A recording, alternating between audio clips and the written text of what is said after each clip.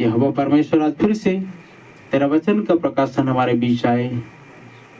प्रभु सारी कमजोरियां दूर कर, सारी तकलीफों को दूर कर और इस वक्त अपने पवित्र आत्मा के जरिए प्रत्येक को थाम ले। पवित्र आत्मा प्रत्येक को तू पकड़, यही आपसे विनती है। यहोवा अनुग्रहकारी परमेश्वर, हम तेरे नाम को उठाते हैं और प्रभु जी विनती करते हैं यहाँ पर जितने उपस्थित प्रियजन हैं, हर एक तेरी वचन को प्रभु गहराई से समझ सकें, सुन करके सीख सकें और उन्नति करें, यही तुझसे विनती और प्रार्थना है। धन्यवाद करते हैं, हम सभी को तेरे हाथों में सौंपते हैं। वचन को चुराने वाली तमाम दुष्ट अंधेरी ताकतों को, जैसा लिखा हुआ है, ये अच्छा भूमि में जब बीज बोया जाता है तो कोई शत्रु, कोई बैरी, कोई दुश्मन आकर उसे चुरा ले जाता है। प्रभु परमेश्वर पिता, प्रार्थना है इस बीज की आप रक्षा करें और ये अंकुरित हो और फलवंत हो और तेरे नाम की महिमा के लिए तैयार हो जाने पाए। धन्यवाद करते हैं, संपूर्ण भागों को तेरे हाथों में सौंपते हो। प्रार्थना यीशु मसीह के नाम से मांगते हैं, आमीन। Hallelujah, hallelujah. ज्वाला है तो कितना ज्यादा इसको टार्च बैरर करके एक नाम आया है, मसाल वाहक। हर युग में एक व्यक्ति आता है। देखिए 20वीं शताब्दी का भविष्यवक्ता वो मसाल वाहक बन के आया, टार्च बैरर बन के आया। और तभी हम इस बात को देखते हैं कि उसके बाएं साइड में यहोवा परमेश्वर खड़ा हो गया। हालेलुया। और बाएं साइड में क्यों? दायां में तो क्या था? आपने क्या देखा? दायां में समुद्र और बायां में पृथ्वी। तो वो खुद आ गया। देखिए वचन को पकड़िए थोड़ा सा ताकि आप समझ पाओ। यूहन्ना बपतिस्मा दाता को बोला गया था, मेरे पहले आगमन के पहले तू चलेगा, उसके बाद तेरी मिनिस्ट्री खत्म है। और जिस दिन प्रभु यीशु मसीह उसके सामने आया, बपतिस्मा दाता क्या कर रहा था? इस बात की खोज में था कि उसको एक चिन्ह दिया गया था कि जिस पर तू पवित्र आत्मा को कबूतर नहीं उतरता देखे, उस दिन तेरा टाइम खत्म है, उस दिन तेरा काम समाप्त है। उसने बोलता है कि मैं इसीलिए बपतिस्मा देता है जल में कि वह इस्राएल पर प्रकट हो जाए। कहां पर? इस्राएल पर प्रकट हो जाए। तो उसने बोला इस बात को कि मैं उसके प्रथम आगमन के पहले भेजा हुआ एक दूत हूं। और याद रखिए कि यूहन्ना बपतिस्मा दाता और यीशु मसीह के सेवकाई के बीच में कोई तीसरा नहीं आया। उसके बाद में प्रेरितों को उठाया उसने, क्योंकि वो थर्ड 5-फोल्ड मिनिस्ट्री में जा रही थी। 5-फोल्ड मिनिस्ट्री मतलब 5 प्रकार की सेवकाई जो कलीसिया को दी जानी चाहिए थे, उस पर वो ट्रांसफर हो रहा था। और उसके बाद में आप जाके देखिए कि जब यीशु मसीह का कार्य आरंभ हुआ तो यूहन्ना बंदीगृह में चला गया था, जेल में चला गया था, और वहां पर कंफ्यूज हो करके पूछता है कि आने वाला तू ही है क्या? जिस दिन वो आया, बपतिस्मा दे रहा था, जल में उतरा हुआ था बपतिस्मा दाता अर्थात यूहन्ना। और जब यीशु मसीह उसके पास चलकर आता है तो उसने बोल दिया था, देखो यही है परमेश्वर का मेमना जो जगत के पापों को। Hallelujah, hallelujah. उसके बाद और देखिए सेम टू सेम वैसा ही मलाकी 4 अध्याय, प्रकाशित के 10 का 7, और इस रीति से जितने भी वचन है ना, इन सारे वचनों को पूरा करने के लिए विलियम मैरियन ब्रनम को भेजा गया। और उसके हर नाम के अक्षर में 7 है। विलियम में देखिए 7 है, मैरियन में देखिए 7 है, और ब्रनम में देखिए 7 है। तो ये लौदीकिया काल का 7वां भविष्यद्वक्ता और 7 कलीसिया दूत में से एक दूत, 7 दूतों में से एक दूत। 7 तारे थे उसके हाथ में, यीशु मसीह के हाथ में, उसमें से एक तारा विलियम मैरियन ब्रनम भाई थे, जो 20वीं शताब्दी का भविष्यद्वक्ता। और उसको बोला गया था, आप पढ़ सकते हैं उस किताब को जहां पर ये सारी बातें पाई जाती है। कितना मील, 26 मील ऊंचा एक बड़ा बादल आया। तो देखिए बादल में आएगा करके वचन में लिखा है। कहां पर? देखो वो बादलों के साथ आएगा। Hallelujah, hallelujah. लोगों को इतना तक पता नहीं कि बादल के साथ आ भी गया और बादल लोप हो भी गई। मैंने बताया था आपको, छोटा सा स्क्रीन में इस रीति से महिमामय बादल, 7 स्वर्गदूतों वाली बादल, वो 26 मील ऊंचा था। और सोच जरा सा, उसने बोलता है कि मेरा आकाश, अर्थात आकाश मेरा सिंहासन, पृथ्वी मेरे चरणों की चौकी है। एरिजोना में, टेक्सास में, जब ये कैलिफोर्निया में जब वो बातें हुई, एरिजोना नदी में जब वो बातें हुई, तो नदी के ऊपर 26 मील ऊंचा और 56 मील चौड़ा, जहां तक बताया जाता है, डबल एक महिमा में बादल बना, और उसमें फेस था इस मसीह का। वहां बीच से इस मसीह ने जवाब दिया और बोल दिया गया कि मेरे दूसरे आगमन के पहले ये चलेगा। मतलब दूसरे आगमन के पहले विलियम ब्रनहम चलेगा। तो दूसरे आगमन के पहले चला, पहले आगमन के पहले कौन चला? पहले आगमन के, अर्थात यीशु मसीह के पहले आगमन के पहले यूहन्ना भविष्यद्वक्ता, ठीक है, यूहन्ना बपतिस्मा दाता। सेकंड बोला गया था कि मेरे दूसरे आगमन के पहले तू चलेगा, तो उसकी मिनिस्ट्री तो समाप्त हो गई। लेकिन लोगों को ये भी पता नहीं, इतना भी उनकी आंख नहीं खुला कि वो आ भी गया। 26 मील ऊंचा में कौन आया था? यीशु मसीह तो आया था। Hallelujah, hallelujah. और लोग इंतजार कर रहे हैं मुंह खोल के, हाँ मुंह खोल के पूरी तरह से, क्या कि यीशु मसीह आएगा? क्या करेगा? आएगा। सब लोग यही प्रचार करते हैं आएगा, लेकिन ये पता चलता है, ये निष्कर्ष निकलता है कि उसने अपनी बातें दुल्हन को प्रकट की है कि वो यो तो आ चुका है। बोलिए हालेलुया, हालेलुया। वो आ भी चुका और लोग पहचाने भी नहीं इस बात को। बपतिस्मा दाता आके चला भी क्या, तब यीशु मसीह ने क्या बोला? एलिया तो आएगा और सब कुछ सुधारेगा। और एक एलिया तो आ चुका, लेकिन लोगों ने उसके साथ में दुर्व्यवहार किया। आज भी उसको बोलते हैं कि झूठा भविष्यद्वक्ता।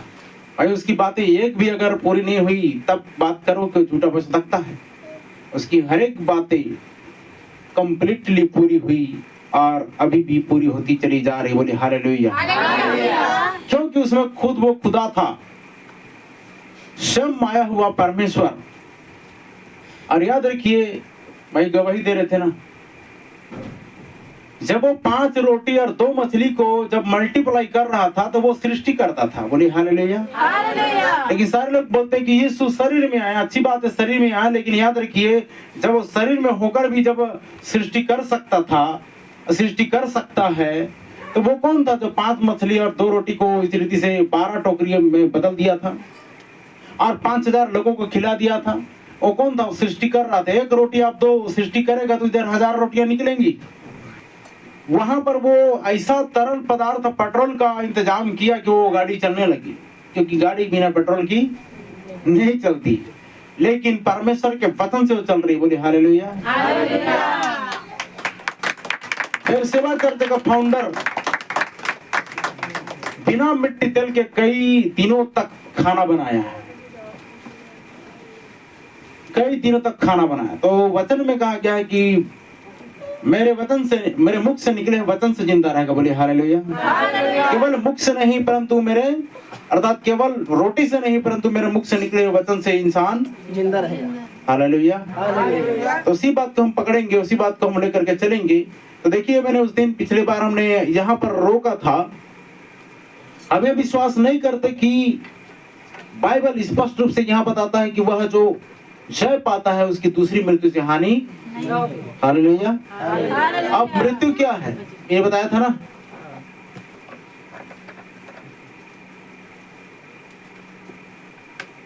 अब इस बात को देखे थे कि कुछ भी जिसकी शुरुआत है और उसका अंत है, क्योंकि कोई भी चीज जिसकी एक शुरुआत है उसकी एक सृष्टि हुई है, लेकिन परमेश्वर की सृष्टि नहीं की गई थी। बोली हालेलुया। वह हमेशा ही परमेश्वर था। आमीन। वहां कोई ऐसा स्थान नहीं है कि उसकी सृष्टि हुई थी, वो अनंत है। ये सभा 11 बजे से होकर के इधर 3 बजे 4 बजे तक चलती है, इसका समापन है। आपके और मेरे आने जाने का समय का समापन है। बिगिनिंग है और एंडिंग भी है, आरंभ है और अंत भी है, लेकिन परमेश्वर एकमात्र ऐसा है जो अनंत है। बोलिए आमीन। हालेलुया।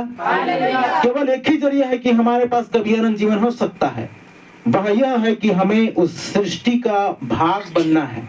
क्या बनना है? परमेश्वर सृष्टि करता है तो उसी सृष्टि का हमें भाग बनना है। एक भाग बनना है, तब आपके और मेरे पास में एक अनंत जीवन हो सकता है। हम इसे देख सकते थे, देखा कि पवित्र आत्मा आपके लिए क्या करता है। यह पवित्र आत्मा है, वो खुद सृष्टिकर्ता परमेश्वर, वो एक पिता, एक आत्मा के रूप में है, जिसे पवित्र आत्मा कहा जाता है, क्योंकि यह देह पर था पहले, जिसे यीशु कहा गया, उसका पुत्र कि उसने यीशु की सृष्टि की। यही वो कारण है कि इसे मरना पड़ा था। किस कारण? क्योंकि मानव देह में आया और यीशु शरीर बना। आदि में वचन था, वचन परमेश्वर के साथ था, वचन देहधारी हुआ। देहधारी हुआ, यीशु को इसलिए मरना पड़ा। वो आत्मा में, देखिए फिर से वापस पुनः वो आत्मा में आ गया। अब जानते हैं उसके जीव उठने के बाद में देखिए वो फिर से आत्मा में आ चुका, फिर से उसी मूल रोल में जहां से जैसे था। परमेश्वर ने मनुष्य के देह में वास किया और लहू की कोशिका फूट निकली और लहू की कोशिका से जीवन वापस आ गया। आमीन। मात्र यही वो कारण है कि पुराने नियम में पुराने आराधना करने वाले वे दूर नहीं जा सकते। वो उसी निंदा के साथ चला गया जो उसके पास थी। क्यों? अब इस बात को समझ पा रहे हैं? पुराने नियम में जब कोई व्यक्ति पाप बलि करने आता था तो उसके इस रीति से ऊपर में, ये कोई मान के चलो कि मेमना, उसके ऊपर में इस रीति से हाथ रखा जाता था और वो उसकी ओर देखता रहता था, जो बलिदान हो मतलब जो बलिदान चढ़ाने आया है, और उसका मिमियाना, उसका चिल्लाना, उसका तड़पना ये व्यक्ति महसूस करता था। जैसे मैं हाथ रखा हूं तो मैं महसूस करूंगा इसके मरने का, आभास करूंगा कि इस रीति से मर रहा है मेरे खातिर, और वो कोई और नहीं, प्रभु यीशु मसीह का प्रतीक था। और लेकिन देखिए उसी निंदा के साथ वापस जाते थे, धुलता नहीं था वो जैसे आए थे वैसे ही चले जाते थे, केवल ढांपा जा रहा था, पूरी रीति से क्षमा नहीं की जा रही थी। लेकिन जब वह आया नया नियम में, इब्रानियों की पत्री अध्याय 9 उसका 9 पद पढ़िए और 26 पद को पढ़िए। जब प्रभु यीशु मसीह आया,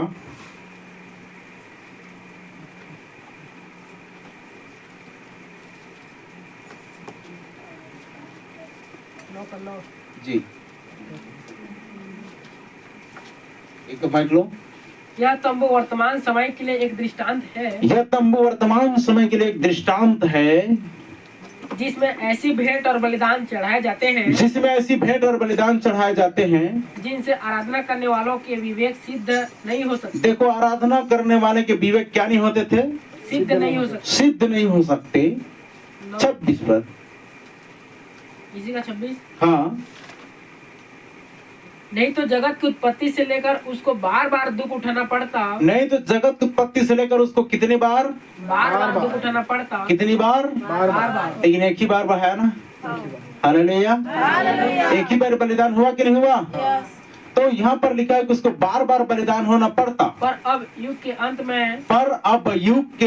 में वह एक ही बार प्रकट हुआ है। एक ही बार प्रकट हुआ है। बोलिए आमीन।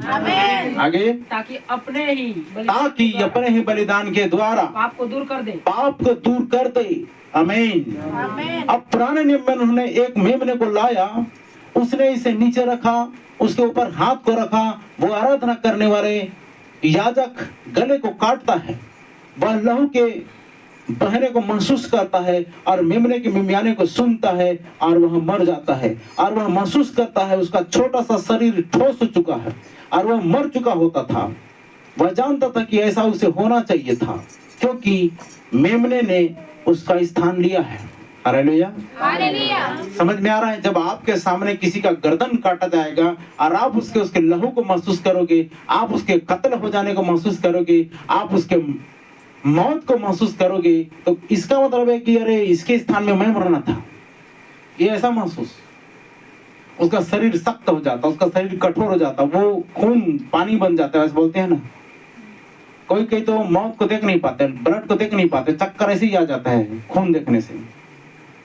तो जो व्यक्ति पाप बलि के लिए चढ़ाने आया हो रहता था, वो उस पर हाथ रखा हुआ रहता था और याजक जो वहां पर हुआ करता था वो गला को काटता था और ऐसी बातें होती थी। याजक लहू को लेता है और इसे वेदी पर रखता है और धुआं ऊपर की ओर जाता है। समझ रहे हैं? वो इस रीति से ऐसा स्थान था, ऐसा नीचे जब लहू को रखने से वो इस रीति से ऊपर जाता था और लिखा हुआ है वेदी पर रखता है और धुआं ऊपर की ओर जाता है। और यह एक क्षमा की प्रार्थना होती थी। आज आपकी प्रार्थना धुआं के रूप में परमेश्वर के पास जाती है। बोले हालेलुया, हालेलुया। तो उस दिन का लहू जब वेदी पर रखा जाता था तो वहां से धुआं उठकर, जब वो भस्म होती थी तो धुआं उठकर, जैसे देखिएगा आप उत्पत्ति 9 अध्याय में चले जाएंगे तो जब नूह ने जहाज में टिकने के बाद में जब उधर कुछ करना शुरू किया और वेदी बनाई और वेदी बनाने के बाद जब वो खुशबू गया, बलिदान चढ़ाया, बलिदान चढ़ाने के बाद जो सुगंधदायक लिखा है, सुगंधदायक जब वहां तक यहोवा तक पहुंचा तो उसने सूंघ करके सुखदायक, और बहुत ही सुखद है, बहुत ही खुशबूदार है। और उसके बाद बोलता है कि चलो आप समय पृथ्वी को नाश नहीं करूंगा। इस बात को देखोगे तो वो इन चीजों का शौकीन है। खुशबू को लिया तो यहाँ पर भी देखते हैं कि उसने एक क्षमा की प्रार्थना होती थी। ये जो धुआं उठकर जाता था वो एक क्षमा की प्रार्थना होती थी उसके लिए, उस व्यक्ति के लिए। उस जानवर का जीवन एक मनुष्य के ऊपर आकर मनुष्य की आत्मा के साथ मेल नहीं खा सकता है। सही है ना? जानवर का प्राण मनुष्य की आत्मा के साथ मेल नहीं खा सकता था, इसलिए मनुष्य की आत्मा के साथ में मेल खाना चाहिए था। तभी तो शुरुआत में परमेश्वर ने आदम को क्या किया? सुलाया, बेहोश किया और बोला कि मनुष्य से ऐसा चीज बनाऊंगा जो उससे मेल खाए, उसका सेम टू सेम हर चीज मेल खाए, ऐसा मैं एक जोड़ी बनाऊंगा। परमेश्वर के मूल सृष्टि में सबसे जबरदस्त सृष्टि थी आदम, क्योंकि सारे क्रिएशन, सारी सृष्टि, चांद, सूर्य, इन सब में उतना ज्यादा मजेदार नहीं हुई। और जब जिस दिन परमेश्वर ने आदम को अपने स्वरूप, अपनी समानता बना कर रखा तो वहाँ जिब्राइल, वहां पर मिकाएल, वहां पर सारे स्वर्गदूत आए थे देखने के लिए कि अरे ये कितना सुंदर सृष्टि है। सबसे खूबसूरत सृष्टि था संसार में, दुनिया में जब परमेश्वर ने बनाया तो वो था आदम। और उसी दिन लिखा हुआ है कि उसने सारे काम को बनाना क्या कर दिया? छोड़ दिया। छठवें दिन बनाना क्या कर दिया? और याद रखिए सबसे पहले इंसान नहीं बना था, छठवां दिन इंसान की सृष्टि हुई। कौन से दिन? छठवें दिन। इस बात को समझ पा रहे हैं? कंप्लीटली जो संख्या है वो छठवां दिन में प्रिपेयर हो रहा है इंसान। कौन से दिन में? छठवां दिन। और आप और मैं जहां पर खड़े वो छठवां दिन है। हालेलुया। यहाँ पर सिद्धता आ रही है क्योंकि इसके बाद में तुरंत फिर हम आत्मा में जाने वाले हैं। बोलिए आमीन। क्योंकि उसको छठवें दिन के बाद में देखिए जब गिनती आती है 7वां दिन सीधा, वो तो विश्राम साल है, वो तो मिलेनियम है, वो सहस्त्राब्दी है, वो स्वर्ग राज्य का जीवन है। 6वें 1000 साल में अर्थात 6वां दिन में उसको बनाया और सारे सृष्टि के लोग अर्थात वो जितने स्वर्गदूत वो देखने आए कि अरे क्या खूबसूरत सृष्टि है। सब सृष्टि में से अधिक खूबसूरत, सबसे अधिक सुंदर जो था वो था आदम, क्योंकि परमेश्वर ने पहाड़ बनाए, नदी बनाए, समुद्र बनाए, पेड़ पौधे उगाए, चांद सूर्य बनाए, सब कुछ को बनाने के बाद में अंतिम में बनाता है कि वो है एक आदम बनता है। तो सेम टू सेम परमेश्वर का हूबहू, ये था परमेश्वर की सृष्टि। सारे लोग देखने के लिए आए और बोलते हैं कि अरे क्या खूबसूरत बना है परमेश्वर ने। तो चलिए आगे देखते हैं। उस जानवर का जीवन एक मनुष्य के ऊपर आकर मनुष्य की आत्मा के साथ मेल नहीं खा सकता है, क्योंकि वह जानवर की आत्मा है। जानवर का जीवन और मनुष्य का जीवन इसे नहीं कर सका। यही वो कारण है कि वह व्यक्ति वही पाप करने के साथ बाहर निकल आता है, मतलब निकल जाता है और वही चीज को करता है। व्यभिचार करने पर वो अंदर आता है और उसके बलिदान को भेंट करता है और उसी बात को उसके मन में लेकर वापस बाहर जाता है।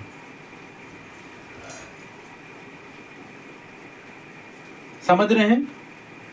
मतलब जिस दशा में वो गया हुआ है उसी दशा में फिर से वापस आता था वो, क्योंकि यीशु मसीह का विरंजक लहू अब तक नहीं बहा गया था, और क्योंकि मेमने बकरे इन सब का लहू एक प्रतीक था। पुराने नियम में ये सारी प्रतीक थी।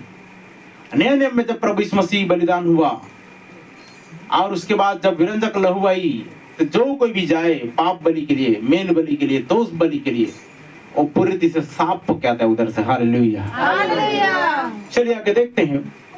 मैंने आपको बताया था, याद है ना? आप ही के हाथ में जीवन की पुस्तक और मेमने की पुस्तक दोनों है ना? बताया था कि नहीं बताया था? ठीक है, अब उसको याद रखना। और जीवन की पुस्तक में से लिखा है, जीवन की पुस्तक में से नाम काट दे, लेकिन मेमने की पुस्तक में से नाम काटा नहीं जाएगा। हालेलुया। बहुत से लोग बोलते हैं ना, जब हम, अब देखिएगा, आप इन्हीं को उदाहरण लीजिए। ये क्या, कौन सा गांव है आपका उधर उड़ीसा का? पिकरी झरन। पिकरी झरन से जब बारमकेल आए तो पिकरी झरन की सारी पुरानी बातें कट गई। वहां का पट्टा, वहां का जो क्या बोलते हैं उसको, बंदोबस्त, तो क्या क्या बोलते हैं ना, सब चीज कटिंग हो गई। और अब यहाँ इनको नाम ट्रांसफर के लिए यहाँ पर क्या करना पड़ा? ज्वाइन होना पड़ा। वैसा ही हम इस जहां पर आते हैं और यहाँ पर हमारा नाम गाम सब होता है, लेकिन उसके बाद में एक और किताब जो होती है, क्योंकि हमने देखा था कि मेमने के हाथ में 2 पुस्तक है, एक और छोटी पुस्तक लिखा है ना, एक किताब है, खुली हुई किताब है, और उसके बाद में एक और छोटी पुस्तक उसके हाथ में देखा। उसको बोलता है कि ले ले ले और उसे तू खा ले। यूहन्ना को दिया गया, और यूहन्ना दुल्हन के प्रतीक है और दुल्हन को दी जा रही है। और आप देखिएगा, यहाँ पर बड़ी, बहुत बड़ी मोटी पुस्तक है। भविष्यवक्ता को समझाने के लिए इतनी बड़ी किताब बनानी पड़ी, और आज तो हम इसको आपको यूं ही समझा दे रहे हैं, लेकिन उसको समझाने के लिए 7 सील्स, 7 मोहरों का प्रकटीकरण को ओपन करने के लिए, खोलने के लिए इतना लंबा चौड़ा लिखना पड़ा। और उसमें देख के देखिए, पहले ही दूसरे तीसरे पन्ने में लिखा हुआ है कि यह पुस्तक दुल्हन को समर्पित है। आमीन। ये अरे गहरे लोग पढ़ेंगे तो समझ में नहीं पाएंगे, क्योंकि ये खाना उकाब का है और वही डाइजेस्ट कर सकते हैं, बाकी को बदहजमी हो जाएगी। क्या हो जाएगा? गैस बन जाएगी। तो देखिए, हम इस बात को ले रहे थे क्या, लेकिन यहाँ जब आराधना करने वाले, यहाँ जब आराधना करने वाले चर्च ऑफ गॉड इस बात को लेने से चुकना मत। वे आराधना करने वाले एक बार सही मायने में परमेश्वर का पुत्र चलकर जाता है और विश्वास के द्वारा उस पर अपने हाथ को रखता है और वहां उसके चेहरे की ओर देखता है। वो थूक उसके चेहरे पर लटक रही होती है और लहू उसके चेहरे पर से नीचे लटक रही होती है। बह रहा होता है दर्द का महसूस करते हुए, यह कहते हुए कि हे परमेश्वर, तूने मुझे क्यों छोड़ दिया? ये वही तो मेमना था। और यकीन मानो, जिस दिन प्रभु यीशु मसीह क्रूस पर चढ़ा था, उस दिन भी याजक एक बलि को, एक बकरे को लेकर के गया था वहां पर बलिदान चढ़ाने के लिए, उस मंदिर में, उसी मंदिर में जहां पर वो मजार बना हुआ है। और उसी दिन उस याजक के हाथ से वो जान छुड़ा के मेमना भागा। याजक उसके पीछे भाग रहा है, क्योंकि उसको मालूम, इससे पहले वो बलिदान करने देता था, चुपचाप वहां पर जाकर बलि हो जाता था। लेकिन वो ऐसा दिन था, वो ऐसा टाइम था, जो मेमना भी वहां पर हड़बड़ी करके भाग रहे वहां से अपनी जान छुड़ा के, क्योंकि उसको पता चल गया असली मायने में, आत्मिक प्रकाशन में, कि मेरे बदले आज सचमुच में कोई जान दे रहा है। बोलिए हालेलुया। अब मेरी जरूरत नहीं है, अब जिसकी जरूरत थी वो क्रूस पर लटका हुआ है, अब मुझे यहाँ पर बलिदान होने की जरूरत नहीं है। बोलिए आमीन, हालेलुया। और उसने वहां पर मिमियाया था, उसने अन्य भाषा बोली थी, इधर भी बोला था एलोई एलोई लमा सबक्तनी, मतलब हे मेरे परमेश्वर, तूने मुझे क्यों छोड़ दिया।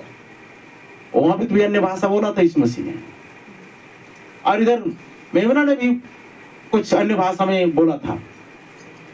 तो उस दिन के बाद से अब तक कोई बलिदान नहीं, लेकिन फिर से बलि चढ़ने जा रहा है, फिर से बलिदान होने जा रही है, फिर से ये अन्न बलि, दोष बलि, मेल बलि, सारे बलियों को फिर से लिया जा रहा है।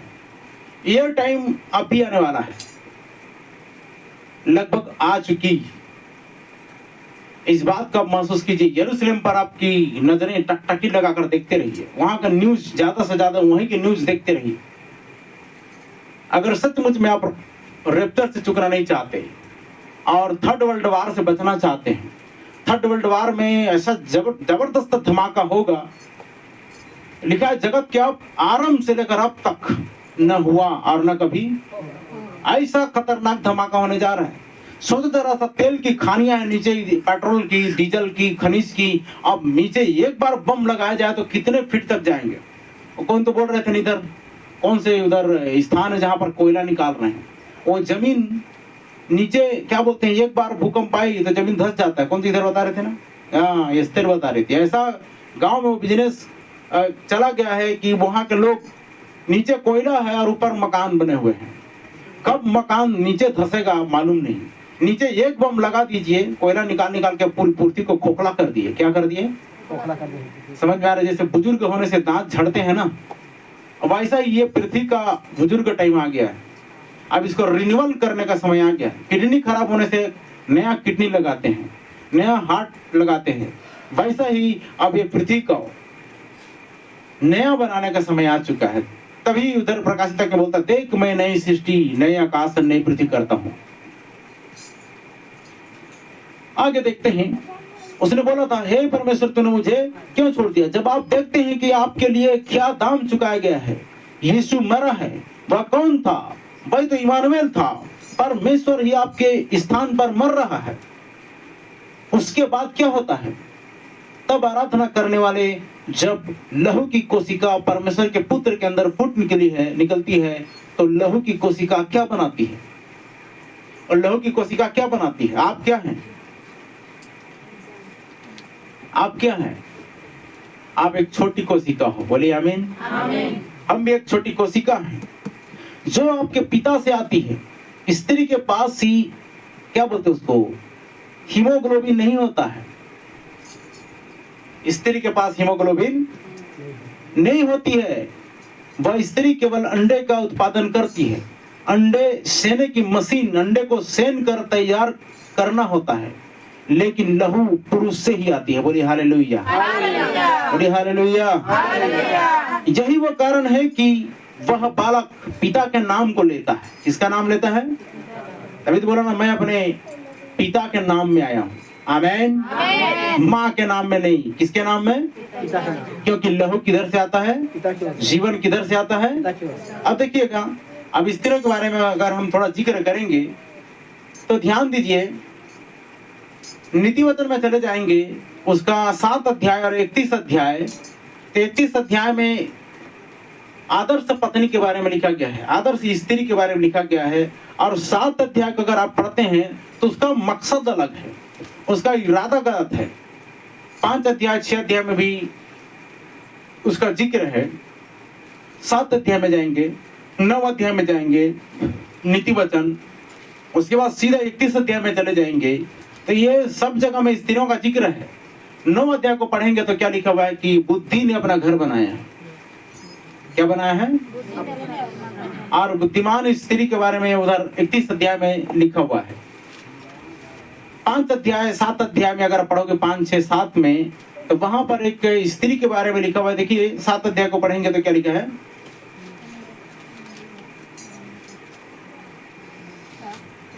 उसका 6 से, मैंने एक दिन अपने घर की खिड़की से अर्थात अपने झरोखे से झांका। देखो यहाँ पर लिखा है कि मैंने एक दिन अपने घर से अर्थात घर के अर्थात खिड़की से झांका, तब मैंने भोले लोगों में से एक निर्बुद्धि जवान को देखा। ये भी एक स्त्री है, लेकिन ये स्त्री क्या देख रही, क्या झांक रही है? एक निर्बुद्धि भोला व्यक्ति को देखा, स्त्री ने देखी। आगे, वह उस स्त्री के घर के कोने के पास की सड़क पर चला जाता था। वो स्त्री के घर के कोने के सड़क के पार चला जा रहा था, और उसने उसके घर का मार्ग लिया। और उसने उसी का घर का मार्ग लिया। उस समय दिन ढल गया था। दिन ढल गया था मतलब शाम हो चुकी थी, और संध्या काल आ गया था। संध्या काल आ गया था, वरन रात का घोर अंधकार छा गया था। और रात का घोर अंधकार भी छा गया था। और देखो उससे एक स्त्री मिली, एक स्त्री मिली जिसका वेश वेश्या का सा था, जिसका वेश वेश्या का सा था, स्पष्ट लिखा वेश्या का था, और वह बड़ी धूर्त थी। और बड़ी धूर्त थी। क्यों ऐसे बाइबल लिखा हुआ है कि धूर्त थी?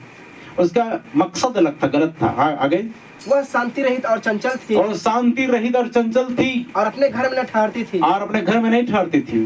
कभी वह सड़क में कभी चौक में पाई जाती थी कभी सड़क में कभी चौक में पाई जाती थी और एक एक कोने पर वह बाट जोती थी। एक एक कोने पर वह बाट जो होती थी। तब उसने एक और जवान को पकड़ के चूमा उसने एक और जवान को पकड़ के क्या किया, चूमा, और निर्जलता की चेष्टा करके और निर्लज्जता की चेष्टा करके उससे कहा कहा मुझे मेल बलि चढ़ाने थे। क्या चढ़ाने थे? मेल बलि चढ़ाने थे देखो ये मेल बलि चढ़ा रही थी, किस लिए चढ़ा रही है?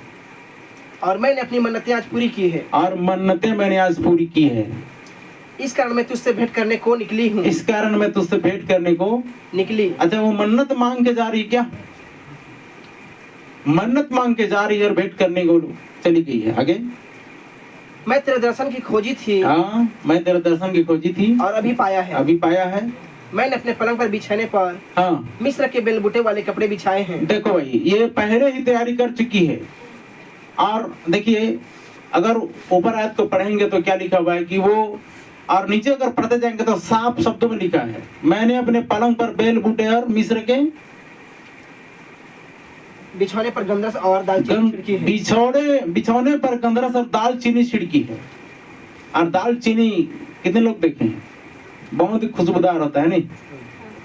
आगे, इसीलिए अब चल हम प्रेम से भोर तक जी बहलाते रहे। ओ, ये रात बिताने की बात करिए, प्रेम से रात भर जी बहलाएं, क्योंकि हम परस्पर की प्रीति से आनंदित रहे, परस्पर की प्रीति से आनंदित रहें। क्योंकि मेरा पति घर में नहीं है। हाँ, क्योंकि मेरा पति घर में नहीं है। वह नहीं है चला गया है। और दूर देश को चला गया है, वह चांदी की थैली ले गया है चांदी की थैली को ले गया है और पूर्णमासी को लौट आएगा। और पूर्णमासी को लौटाएगा।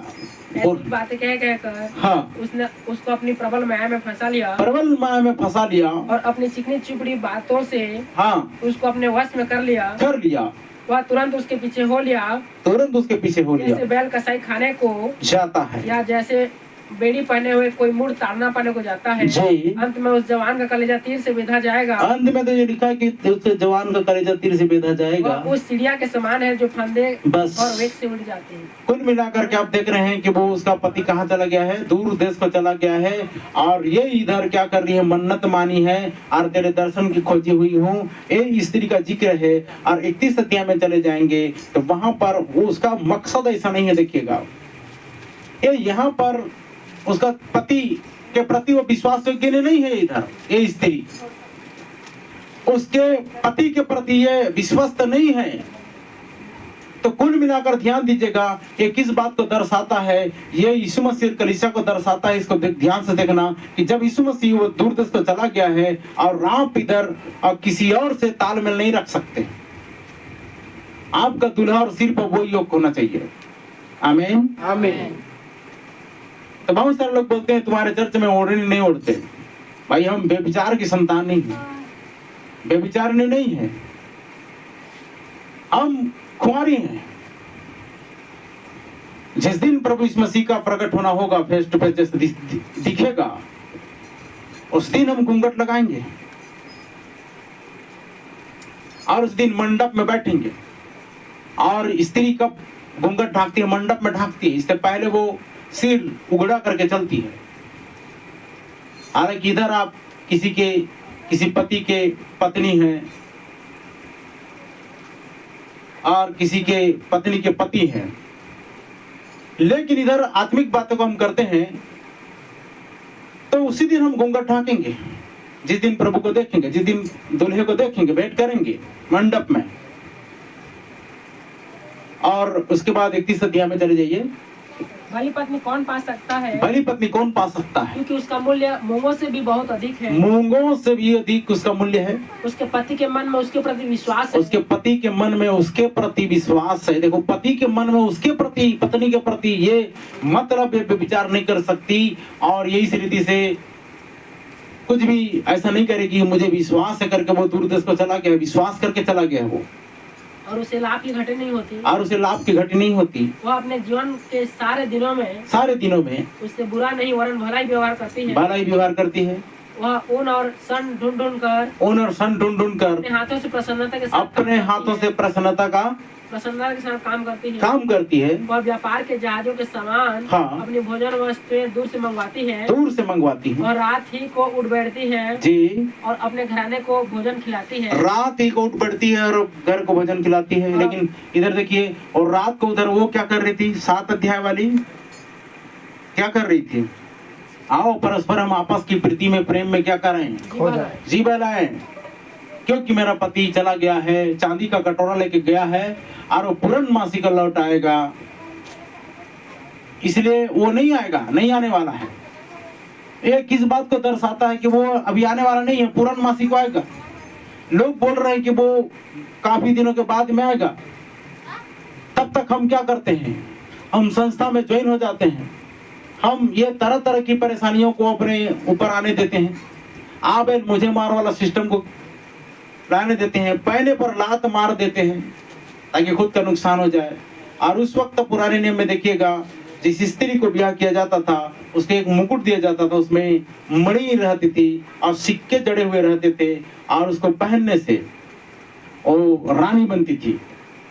उसके बाद देखिए क्या लिखा हुआ है कि सिक्का गुम गया, क्या हो गया, उसमें से एक भी सिक्का अगर निकल गया, अगर उसमें एक भी कलंक पाई गई तो लोग उसके जाकर सिक्के को निकालते थे, एक सिक्का को, और उसके जीवन से हटा देते थे,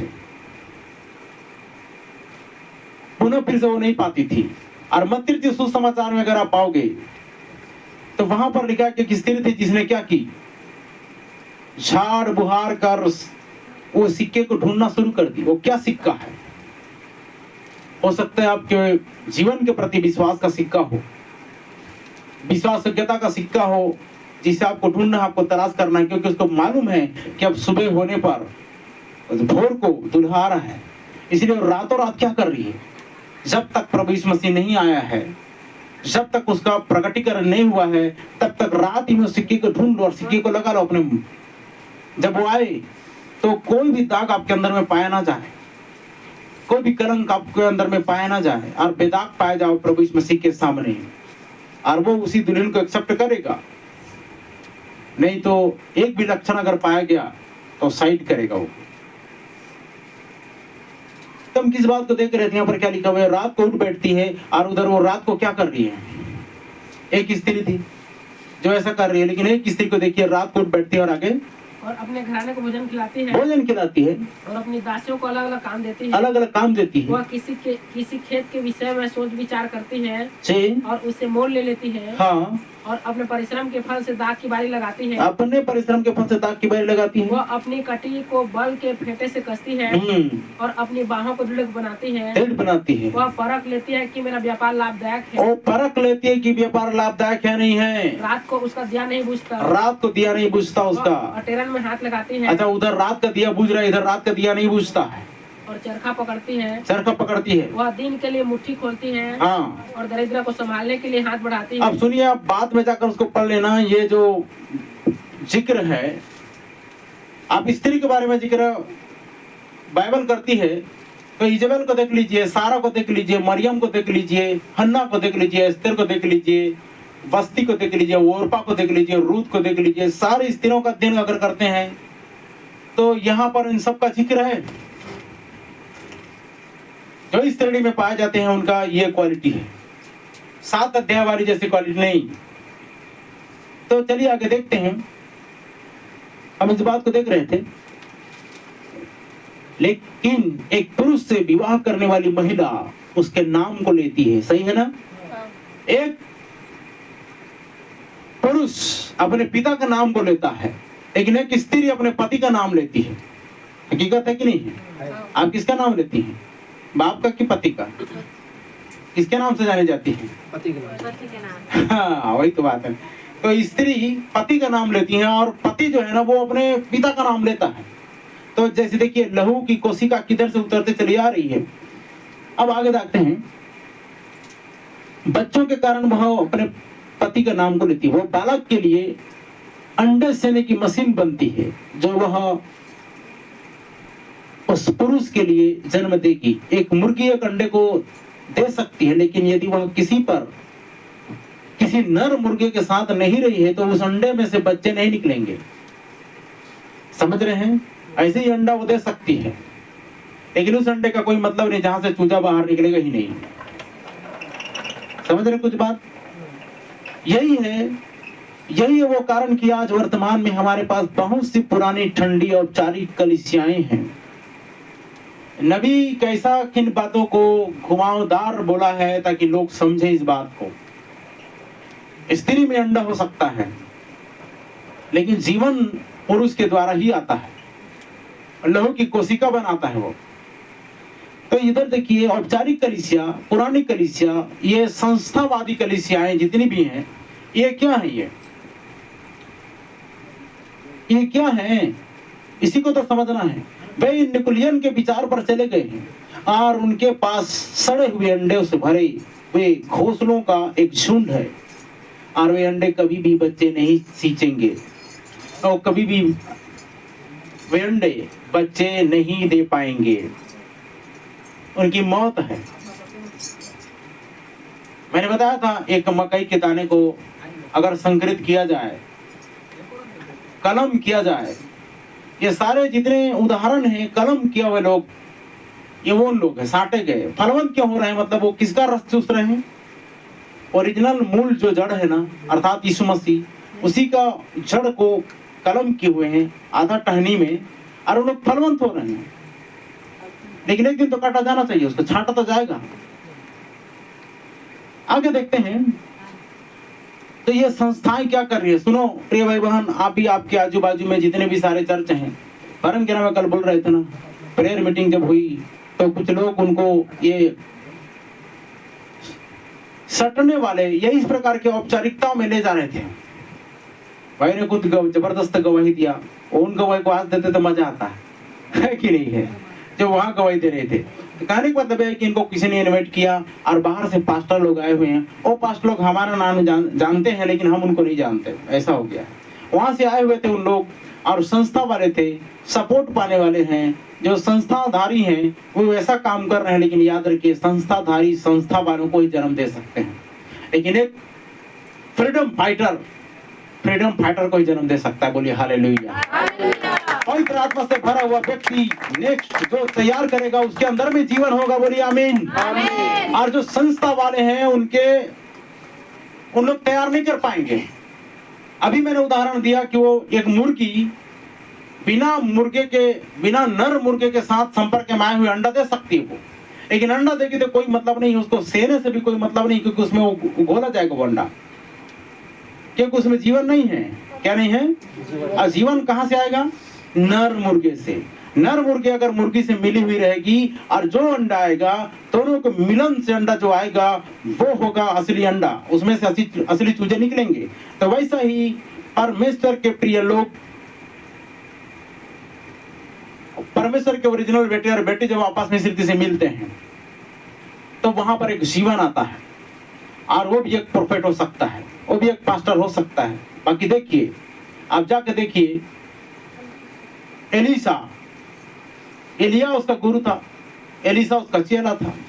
एलिसा के बाद में इधर संकरित हो गया, गेहजी निकला। गेहजी क्या था? जो लालची था।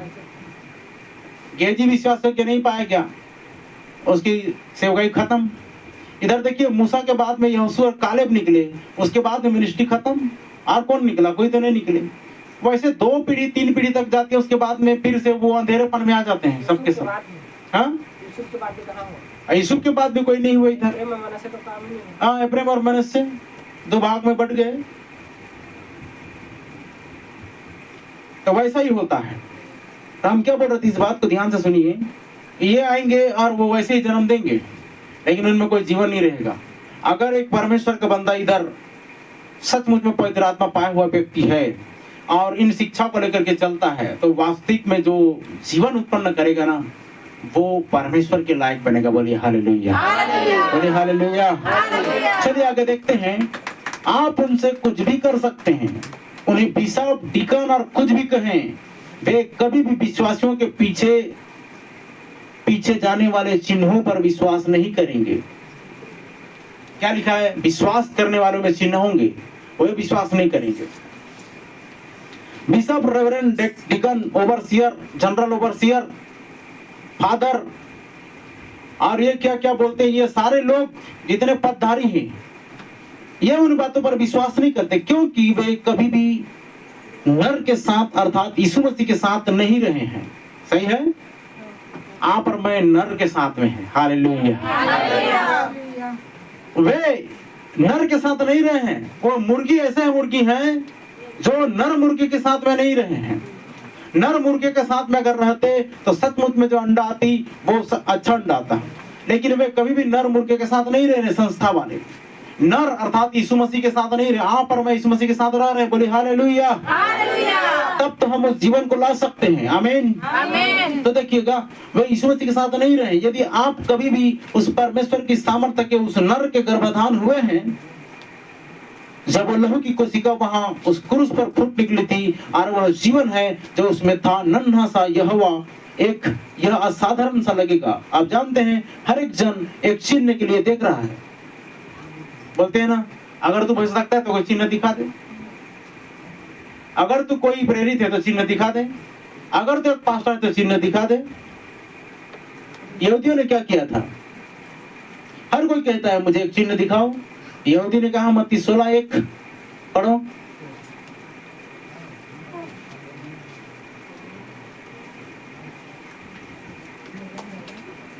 फरीसियों और सदुकियों ने पास आकर उसे परखने के लिए उससे कहा, फरीसियों और सदुकियों ने उसे पास आकर उसे कहा, हमें स्वर्ग का कोई चिन्ह दिखा। देखो, हर व्यक्ति चिन्ह मांग रहा है, हमें स्वर्ग का कोई चिन्ह दिखा। अगर तू स्वर्ग से उतरा है, अगर तू परमेश्वर का पुत्र है, अगर तू भविष्यवक्ता है, तो वहां पर बोल रहे थे, आंख मूंद करके उसको थप्पड़ मार करके थूक कर बोल रहे थे, किसने तुझे चाटा मारा, किसने तुझे थप्पड़ मारा, बता तू भविष्यवक्ता है और तो हमें कोई चिन्ह दिखा, स्वर्ग का कोई चिन्ह दिखा। आज भी ध्यान से सुनिए मेरी बात को, हम नॉर्मल रहते हैं, इसी पैंट शर्ट में हैं, मान के चलो मैं यहाँ पर एकदम स्वर्गदूत के जैसे आता, ट्यूबलाइट की तरह जलते हुए, तो आपको लगता है कि हाँ वो पास्टर है ना। आज बहुत से लोगों की आंखें धोखाधड़ी में हैं। कैसे? वो पास्टर कार में आता है। किसमें आता है? अरे कार में आ रहा है तो क्या, उसके पास आत्मा है कि नहीं उसको तो देखो पहले, उसके पास जीवन है कि नहीं उसको तो देखो पहले। वो मिशन से निकले, वो मिशनरी हैं। किधर से निकले? और वो कैसे है जान रहे हो? जब सारे अंडे को निकाल करके मशीन में जब उसको क्या किया जाता है, सेक करके गर्म करके जब चूजा निकाल दिया जाता है ना, वो चूजे का जीवन ज्यादा नहीं रहता है। ओरिजिनल मुर्गी के पंख के नीचे, ओरिजिनल नर मुर्गे के पंख के नीचे जो अंडा 21 दिन तक सेयाई हुआ रहेगा, उसका ताकत अलग है। उनको सर्दी बुखार हर मौसम में कोई कुछ नहीं पकड़ सकता। और जितने लोग वो पहले ही निकल जाते हैं, उनको मौसम का थपेड़ा जब पड़ता है, लू लग जाती है, सर्दी लग जाती है, जुकाम लग जाता है, वो तरह तरह की परेशानियां शुरू हो जाती है। ये कम समय में निकलने वाले लोग हैं। तो ये मिशन ने क्या हुआ है, जितने भी आज मिशन देखते हैं, मिशन चैरिटी संस्थाएं, इनमें परमेश्वर के ओरिजिनल संतान नहीं पाओगे आप। हो सकता है उसमें कुछ लोग फंसे हुए, उनको बाहर निकलने की आवश्यकता है। क्योंकि क्या कहता है 17 अध्याय प्रकाशित वाक्य, उसका कितने पद में लिखा है जी? कम आउट हर,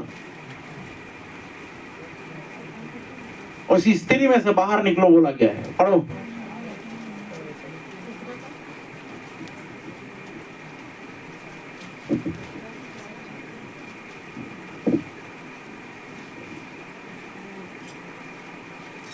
मिला?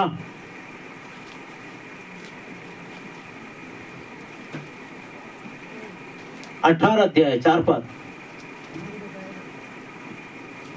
फिर मैंने एक स्वर्ग से एक शब्द सुना, फिर मैंने स्वर्ग से एक शब्द सुना, हे मेरे लोगों, हे मेरे लोगों, उसमें से निकल आओ। अब ये हिंदी देखिए, हिंदी में फ्रांस थोड़ा सा उसमें से लिखा हुआ है, और इंग्लिश बाइबल पढ़ोगे तो कम आउट ऑफ हर, मतलब उस स्त्री से निकलो। किसे निकलो? कैसे पढ़ोगे उसको?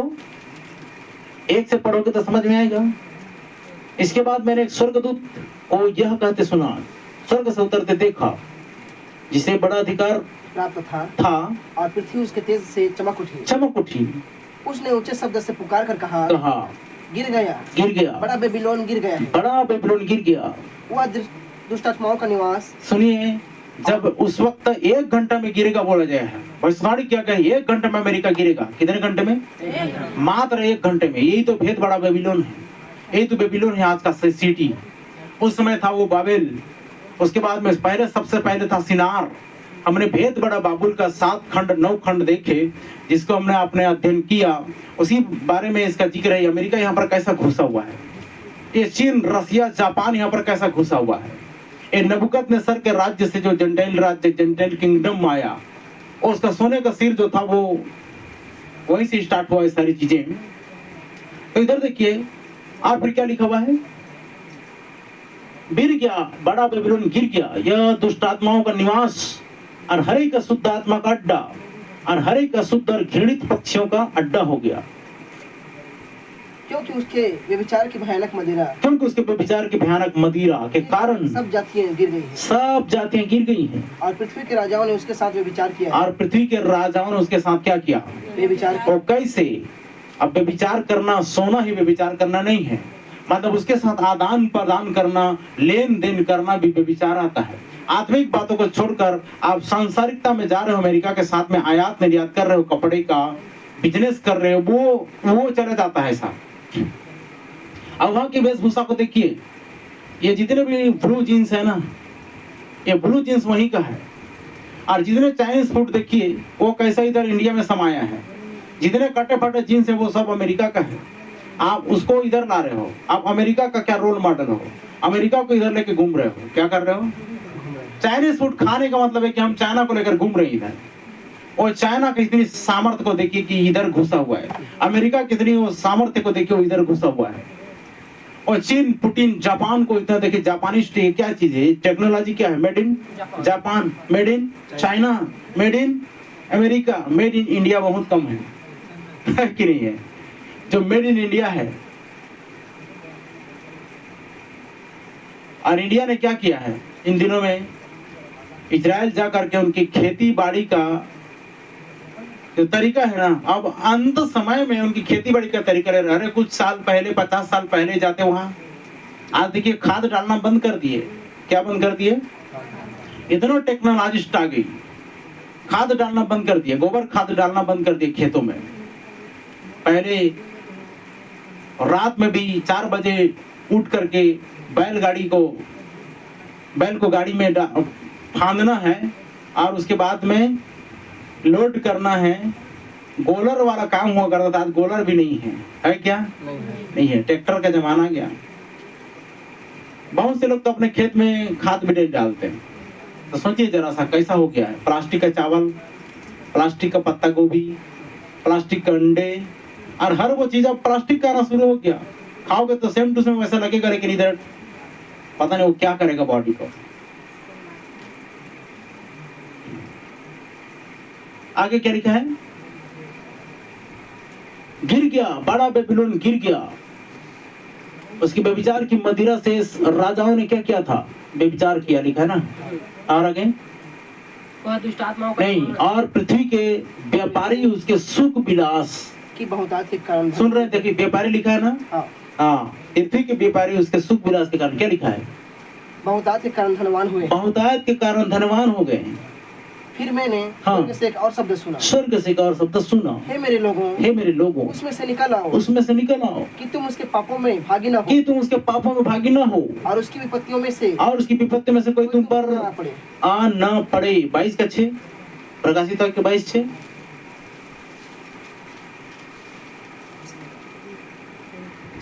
फिर उसने मुझसे कहा, ये बातें विश्वास के योग्य और सत्य है। प्रभु ने जो भविष्यवक्ताओं की आत्माओं का परमेश्वर है, अपने स्वर्गदूतों को इसलिए भेजा है कि अपने दासों की बातें, वे बातें जिनका शीघ्र पूरा होना आवश्यक है, उसको दिखाए।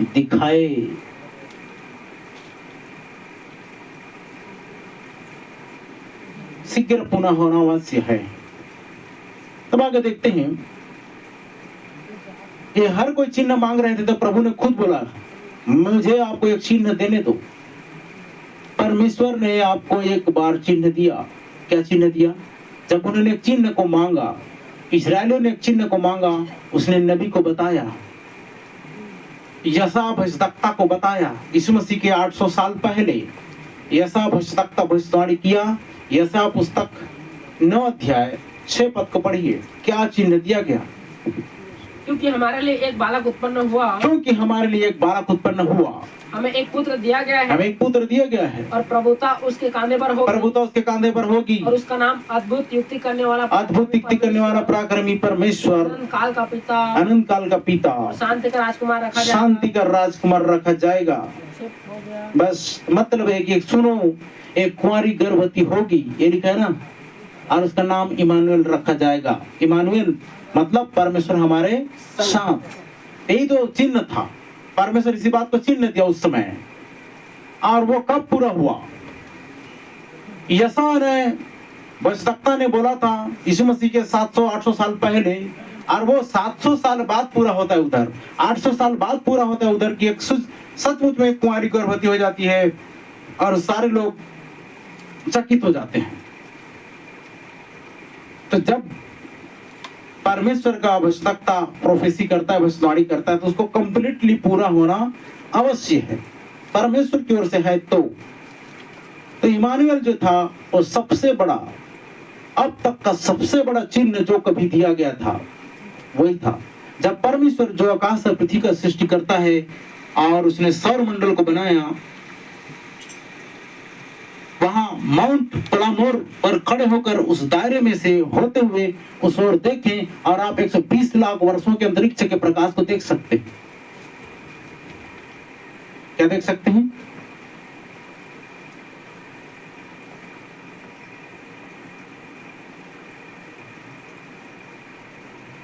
अंतरिक्ष के प्रकाश को देख सकते हैं। वहां उन मीलों को पार करते हुए, और उस पार अभी भी चांद है, तारे हैं और दुनिया है, और उसने उन सब को बनाया। उन्हें परमेश्वर ने अपने हाथों से इस तरह फैलाया। क्या किया? जैसे हम लोग इस रीति से फैला रहे हैं, ऐसा वो इस रीति से फैलाना शुरू कर दिया। तो मृग सिरा हो, तू कचपचिया हो, है ना, तू सप्तरसी हो, ऐसा तारों को उसने फैला दिया। चंद्रमा, तारे सबको अपने अपने अपने हाथ से अपने उनके जगह में क्या कर दिया, उसने फैला दिया। और वही महान सृष्टिकर्ता मेरा उद्धार करता बन गया। बोली हालेलुया। वह एक छोटे से लहू की कोशिका में नीचे आता है, ना ही एक पुरुष के जरिए से, लेकिन एक महिला में कुंवारी के पास आता है। और वो कैसे? हम विषय से बाहर नहीं जा रहे, विषय से भटक नहीं रहे, विषय में एकदम कंप्लीटली जा रहे हैं। एक महिला में कुंवारी के पास आता है और छोटे से पराग को महिला से लेता है और खुद के लिए एक छोटे से घर को बनाता है और उसमें रहने लगता है। बोली हालेलुया। यह साधारण सा लगेगा। यहोवा खलिहान में खाद के ऊपर, ढेर के ऊपर रोता हुआ यहोवा, भूसे के एक चरनी में रोता हुआ यहोवा, यही तो एक सनातन का चिन्ह था। वही तो चिन्ह है। यहोवा परमेश्वर एक रोता हुआ बालक, एक बदबूदार चरनी में। और फिर हम क्या सोचते हैं कि हम कुछ तो हैं, अपनी नाक को बंद किए हुए बारिश होगी, है ना? क्या सोचते हैं हम लोग? कितना बदबू है, क्या बारिश होगी, यह तुम्हें डुबा देगी। और फिर आगे सोचना कि आप कुछ तो हैं और यहोवा चरनी में पड़ा हुआ है, एक गोबर के खाद के ढेर के ऊपर किसी छोटे से बच्चे की तरह वो रो रहा था। यह एक चिन्ह है। उसके जीवनी को अगर हम थोड़ा सा इसमें ले रहे हैं तो रिवीजन होना बहुत ही जरूरी है। और यहोवा चरनी में पड़ा हुआ है। कहां पर? वो कौन था? वो यहोवा था जो आदि में था। परमेश्वर ने कहा था वास्तविक चिन्ह। एक लड़के की नहीं खेल रहा था, यहोवा एक दुकान में काम करते हुए, कौन से दुकान में? एक बढ़ई की तरह लकड़ी को चीरने का कार्य करता हुआ, और यही मछुआरे के पैर को धो रहा है। एक चिन्ह है। वो कुंवारी से जन्मा, बढ़ई के दुकान में काम किया, और ये क्या है? ये उसका जीवनी को देखिए कैसा है, लेकिन वो एक चिन्ह था। बोली हालेलुया। अंत में परमेश्वर ने अपनी पहचान दी और बोला कि सिक्का मुझे दिखाओ, इस पर किसकी मुहर है, इस पर किसकी छाप है, इस पर किसका चिन्ह है। सारे लोग सिक्के को देख रहे थे, लेकिन जिनकी आंखें यीशु पर थी वो समझ जाता कि ये परमेश्वर का छाप है। बोली हालेलुया। बोली हालेलुया। वो किसी और का छाप नहीं, वो तो स्वयं खुदा का मुहर था। लेकिन सारे लोग किसको देख रहे थे? सिक्के को देख रहे थे और बोल रहे थे इसमें कैसर का है। किसका है छाप? तो परमेश्वर बोलते जो कैसर का है, कैसर को दो, जो परमेश्वर का है परमेश्वर को दो। लेकिन वो खुद मुहर बन के आया तो उसको नहीं देख रहे थे लोग। ये तो हमारे लिए मुहर, ये तो हमारे लिए एक चिन्ह है। आगे देखते हैं, वही एक चिन्ह है, लेकिन हमारे पास ऐसा होने के लिए एक याजक गण होता है, पोशाक के साथ पूरी तरह से फीता डाले हुए। एक दिन आंगन में खड़ा हुआ था, उसके मुंह पर थूक लगी हुई थी, आकाश और धरती के बीच नग्न खड़ा था। ये वो नहीं है जो चित्रकार उसको क्या कर देता है, कपड़ा पहना देता है। ये पेंटर उसको क्रूस में लटका के कपड़ा पहना देते हैं, लेकिन आकाश और धरती के बीचों बीच जब प्रभु यीशु मसीह क्रूस पर लटका था तो निर्वस्त्र था।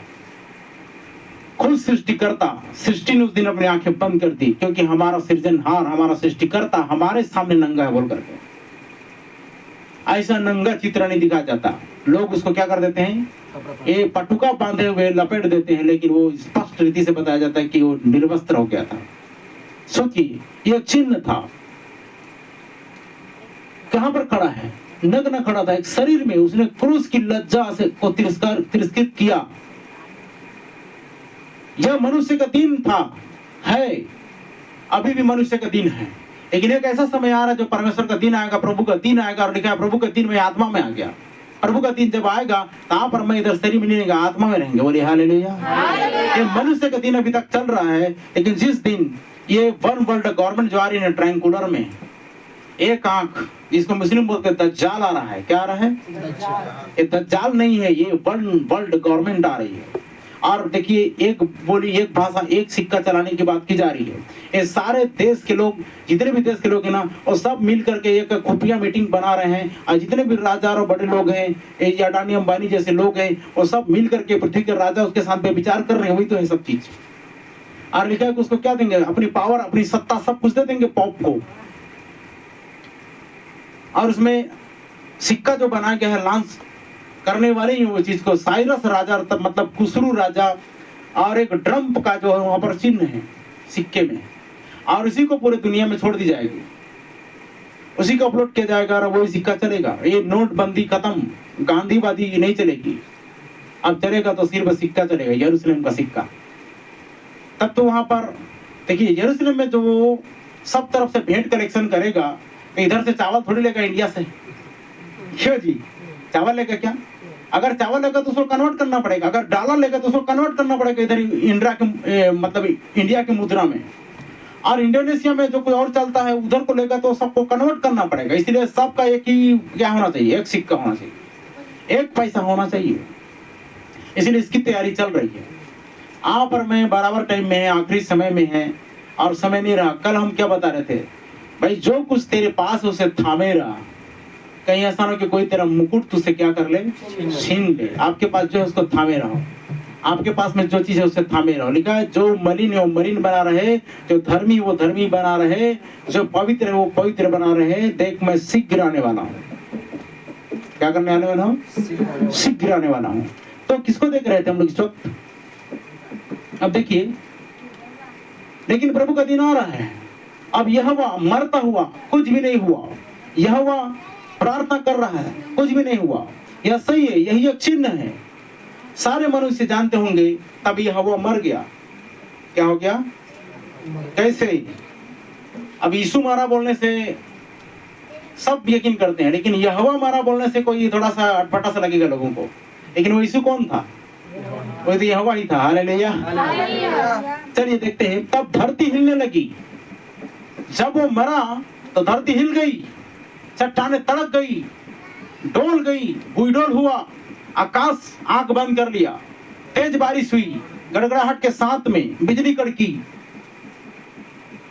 तब वह कब्र, जब वह कब्र से जी उठा और ऊंचे पर चढ़ गया, यहोवा अपने लोगों के बीच अपनी कलीसिया में रहने के लिए पवित्र आत्मा के रूप में वापस आ गया। बोले हालेलुया।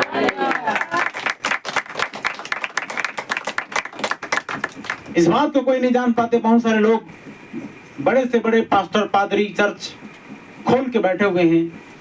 टाइम रूल रेगुलेशन तो बहुत बढ़िया उनका, सब कुछ सिस्टमैटिक चल रहा है। म्यूजिक है, साज है, बहुत ही अच्छा आराधना प्रार्थना, चीन चंगे धड़ाम धड़ुम से गिर रहे, अन्य भाषा बोल रही है, रबा रबा रबा बरा बरा बरा, इस रीति से सब चीज बोला जा रहा है। लेकिन याद रखिए, वो जीवन नहीं है उनके अंदर में। क्या नहीं है?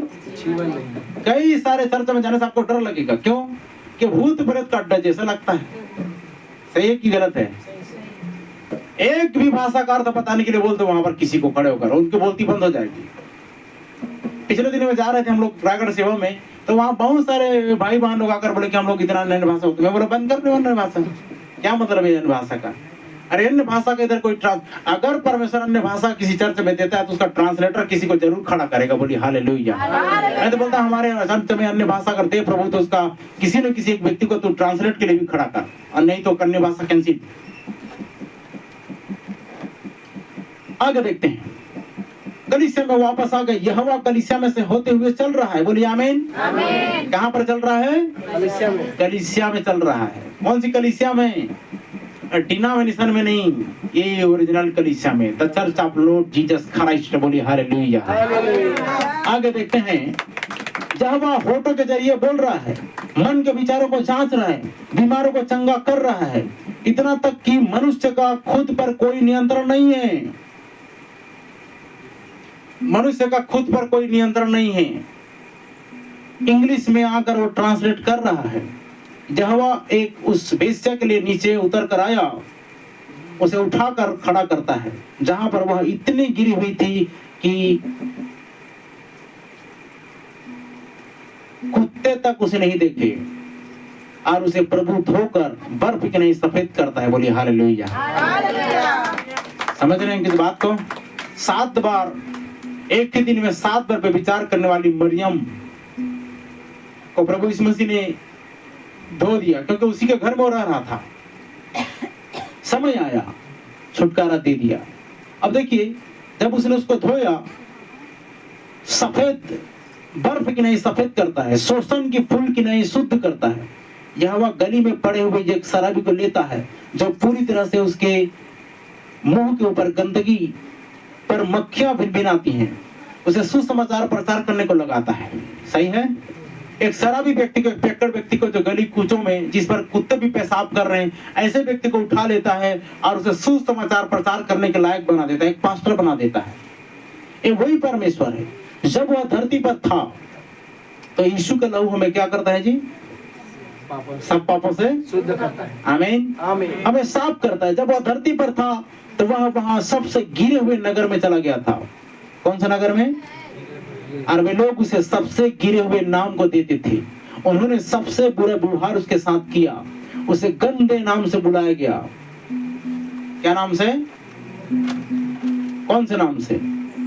जिसे बाल जबुल कहा जाता, यानी एक शैतान। सबसे गिरा हुआ नाम देते थे लोग उसको, मनुष्यों ने। लेकिन महान परमेश्वर ने उसे इस कदर ऊंचा उठाया। पढ़ लीजिए आप फिलिपियों के पत्री 2 अध्याय 10 और 11 पद। इस कदर परमेश्वर उसे ऊंचा उठाया। उतना नीचा जाने की आपको जरूरत है। जितना ऊंचा उठना है आपको, उतना नीचा जाने की जरूरत है। कितना किस कदर उस पर थूका गया, कोड़े लगाए गए, उन पर लांछन लगाई गई, तरह तरह की बातों को बोली गई, और उसको बोला गया, उसको कहा गया, बाल जबुल भी बोल दिए। और वो सबसे ऊंचे स्थान पर एक सिंहासन को परमेश्वर ने उसे दिया। इतना तक स्वर्ग की ओर देखने के लिए उसे नीचे होना होता था। आमीन। कहां को देखने के लिए? स्वर्ग को देखने के लिए उसे नीचे होना होता था। उसे हर एक नाम के ऊपर एक नाम को देता है, जिसका स्वर्ग में और धरती पर उल्लेख किया गया है। पढ़ो फिलिपियों की पत्री अध्याय 2। अतः यदि हम मसीह में कुछ शांति और देखिए वो कौन सा वचन है? 10 कि जो स्वर्ग में और पृथ्वी पर 9 पद पढ़ो। इस कारण परमेश्वर उसको अति महान किया और उसको वह नाम दिया, जो सब नामों में श्रेष्ठ है। आज आप देखिएगा, आपको क्या करना पड़ता है? आपको अपमानित होना पड़ता है, आपको निंदित होना पड़ता है। मूसा निंदित हुआ, अपमानित हुआ, बदनाम हुआ, तब जाके परमेश्वर ने उसको बहुत बड़ा प्रोफेट बना। 20 लाख इसराइली को उसने अगुवाई किया। और यीशु मसीह के बारे में देखिए, उस पर थूका गया, उस पर लांछन लगाया गया, उससे तरह तरह की बातें बोली गई। घबराहट बेचैनी में जीवन को जिया उसने। और अंतिम में जब वो मृतक में से जी उठा, वो रोया, वो गिड़गिड़ाया, वो चीखा, वो तड़पा, वो बढ़ाई का काम किया, वो दुकान में काम किया, वो रोया, वो खेला, बच्चे की नहीं, वही यहोवा था। और जब मृतकों में से जी उठा, और यहाँ पर हम बातों को पाते हैं, और क्योंकि इस कारण परमेश्वर यहोवा ने उसे वो नाम दिया जो सब नामों में श्रेष्ठ है। आगे कि जो स्वर्ग में और पृथ्वी पर पृथ्वी के नीचे वे सब यीशु के नाम पर घुटना टेके। आमीन।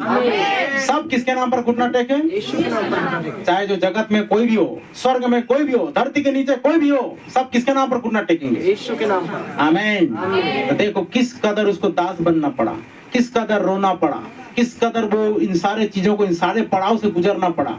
वो शराबी व्यक्ति को लिया, वो व्यभिचारिणी स्त्री को लिया और कहने के मतलब उसको धोया, साफ किया, शुद्ध किया। इतना गंदगी में आ गई यह हवा, वो गोबर वाले जगह में, कोटा में जन्म लेकर को चरनी में पड़ा हुआ, जहाँ पर लार टपक रही, जहाँ पर गंदगी है, वहां पर पैदा होकर कितना निम्न स्तर में आ गया। और आज लोग क्या बोलते हैं पता है? नहीं, हम ऊंचे से रहेंगे। भाई ऊंचे जाने के लिए तो आपको नीचा जाना पड़ेगा पहले। नीचा कौन सा नीचा? वो नरक वाले नीचे नहीं, नम्र बनाना पड़ेगा, लांछन सुननी पड़ेगी और इन सब बदनामियों से होकर गुजरना पड़ेगा। एक और भी खतरनाक परीक्षा आने वाली है, जब आ जाए तो आपको बताया जाएगा। अभी इसको ओपन करना उचित नहीं है। आप अपने आप को तैयार करो, मजबूत कर अपने आप को। वहां पर चर्च बिल्डिंग बनने से पहले अपने जीवन को बहुत ज्यादा मजबूत बनाओ।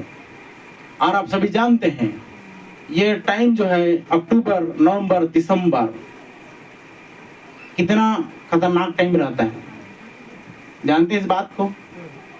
इसलिए अपने आप को संभाल कर रखिए, परमेश्वर की उपस्थिति में बने रहिए और किसी रीति से विश्वासघाती मत बने, विश्वास योग्य पाए जाओ। देखो वचन में लिखा है, चुने हुए थोड़े हैं, बुलाए हुए तो बहुत हैं, चुने हुए थोड़े हैं। उनमें से एक और चुने हुए में से विश्वास योग्य होना बहुत जरूरी है। वो क्वालिटी आपके अंदर में आना चाहिए। आपने सुबह में सुन चुके इस बात को। एक व्यक्ति वहीं पर, एक गुड़िया ही है ना, मस्त एक रोल बनाती है, मस्त अंडे का पाउच बनाती है। तो वहीं पर जब बैठा हुआ था, ये बना रही थी, वहां पर एक भाई आया और उधर उस चर्च में जाता है। वो बोल रहा था कि आपके यहाँ, आप तो हमारे सगा वाले जाति वाले हो। मैं बोला आइए, आपका अगर आपके सगा वाला जाति वाला होता, आइए हमारे पास भी एक बार भी वचन सुन के जाइए।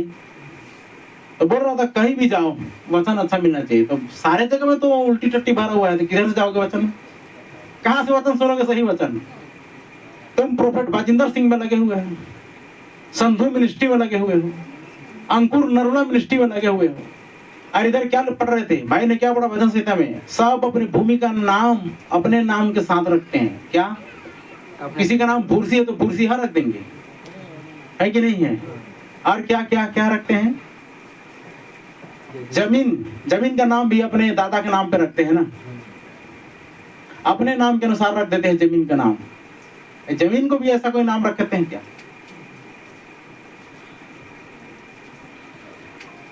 आगे क्या देख रहे थे? और परमेश्वर पिता की महिमा के लिए, और परमेश्वर की पिता की महिमा के लिए हर एक जीव अंगीकार कर ले कि यीशु मसीह प्रभु, यीशु मसीह क्या है? प्रभु है। आमीन।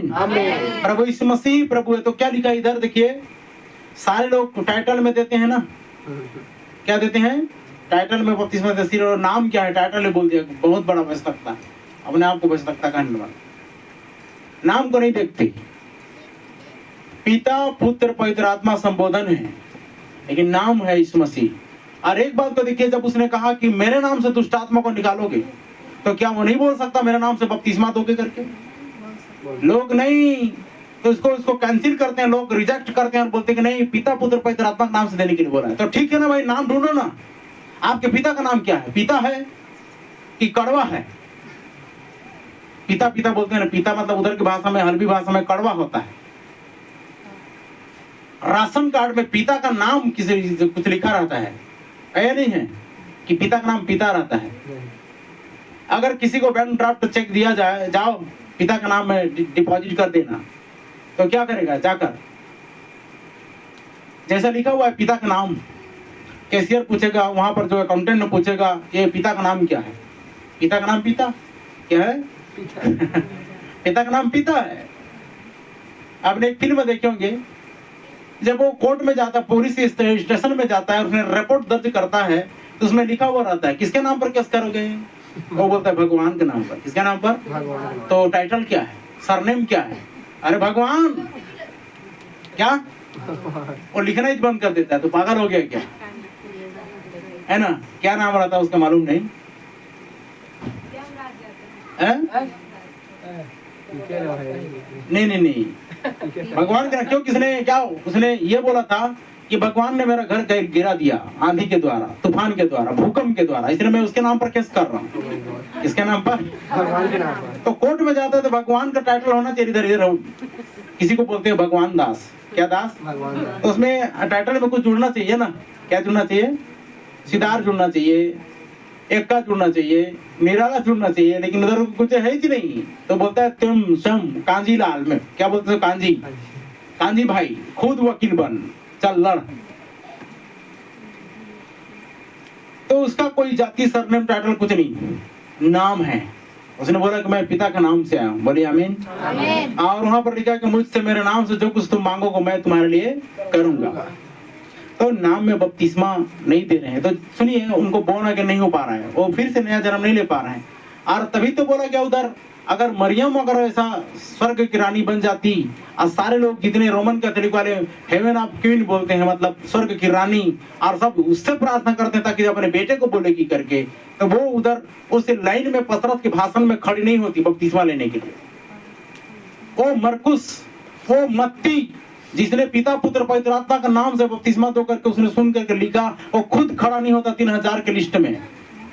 उधर और जाकर देखिए 8 अध्याय में, उधर और जाकर देखिए 19 अध्याय में, उधर और जाकर देखिए सारे अध्याय में यीशु के नाम का बपतिस्मा का जिक्र है। बोलिए हालेलुया। क्योंकि वो बोला गया कि अब ये काम नहीं करेगा, अब तुमको यीशु के नाम से बपतिस्मा लेना पड़ेगा। यूहन्ना बपतिस्मा दाता का भी बपतिस्मा उधर क्या हो गया था, जितने लोगों ने लिए थे बपतिस्मा वो सब रिजेक्शन लिस्ट में चले गए थे। अब उनको वेटिंग लिस्ट में आकर के इधर सिलेक्शन में आना था। अब वहां पर पौलुस बोलता है ये काम नहीं करेगा, तुमने किसका बपतिस्मा लिया? उन्होंने बोला यूहन्ना का। अब ये काम नहीं करने वाला है, अब तुमको फिर से यीशु के नाम से बपतिस्मा लेना पड़ेगा। हालेलुया। इधर डबल बपतिस्मा के जिक्र, बहुत सारे पास्टर बोलते हैं एक बार बपतिस्मा लेते हैं, कितने बार? तो ठीक है ना भाई, एक बार लेते हैं, अच्छा लेते हैं, गलत थोड़ी लेते हैं, लो तो ढंग से लो और यीशु के नाम का लो।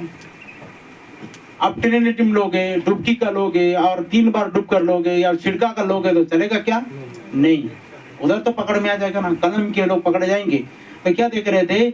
अब देखिए आगे हम इस बात को पढ़ रहे थे। फिर धरती का और स्वर्ग का सारा परिवार का नाम उसके बाद आता है। यही है जो मनुष्य ने उसके विषय में सोचा और परमेश्वर ने उसके विषय में सोचा। अंतर है ना? मनुष्य ने क्या सोचा? ये कुछ नहीं कर पाएगा, प्रार्थना कर रहा है, रो रहा है यहोवा, क्रूस पर टंगा हुआ है यहोवा, वो चरनी में जन्म लिया हुआ है यहोवा, वो इस्राएल को राज्य फिरने वाला नहीं है यहोवा।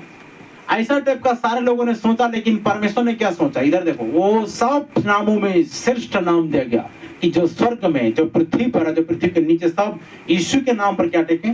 घुटना टेकें। और हर एक जीव अंगीकार कर ले कि यीशु विश्व ब्रह्मांड का प्रभु है। बोली हालेलुया। समझ आ रहा है कुछ बात?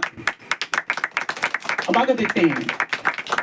हम यह प्रार्थना करते हैं कि परमेश्वर मेरे विचार आपके विचार की तरह हो। आमीन।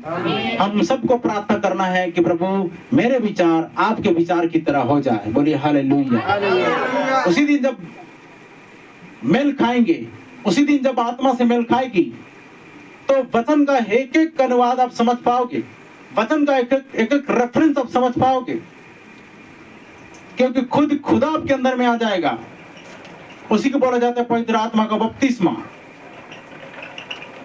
आइए, विश्वास करके पाए जाने वाले लोगों को मिलता है। जो जय पाए वही मुकुट का अधिकारी होगा। नहीं तो बहुत से लोग समाज से हार रहे हैं, बहुत से लोग पाप से हार रहे हैं, बहुत से लोग नाना प्रकार की संसारिक चीजों से हार रहे हैं, शैतान से हार रहे हैं, रोग बीमारी से हार रहे हैं। लड़ो, जयवंत हो जाओ। आगे जाते हैं। अब वह जो मुझ पर विश्वास करता है उसके पास अनंत जीवन है। सही है? अब यदि वह अनंत जीवन का केवल एक ही रूप है और आप इसे प्राप्त करते हैं और हम यीशु मसीह के जरिए से इसके लिए प्रयास कर रहे हैं, यही वो परमेश्वर का जीवन है। फिर जब लहू की कोशिका परमेश्वर के पुत्र पर फूट निकली थी और वह छोटा सा यहोवा नीचे इस मनुष्य के अंदर भर गया, जिसे यीशु कहा गया था। हालेलुया। और एक मिट्टी का शरीर था यीशु, लेकिन उसके अंदर में यहोवा भरा था।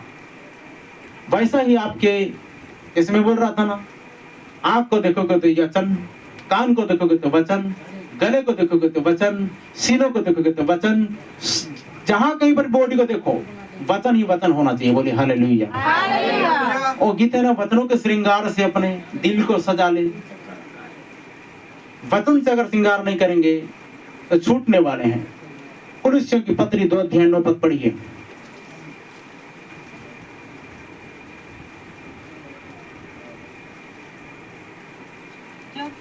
क्योंकि उसमें ईश्वरत्व की सारी परिपूर्ण, यीशु मसीह में यह लिखा हुआ है कि क्योंकि उसमें ईश्वरत्व की, परमेश्वरत्व की सारी परिपूर्णता सदैव वास करती है। आमीन।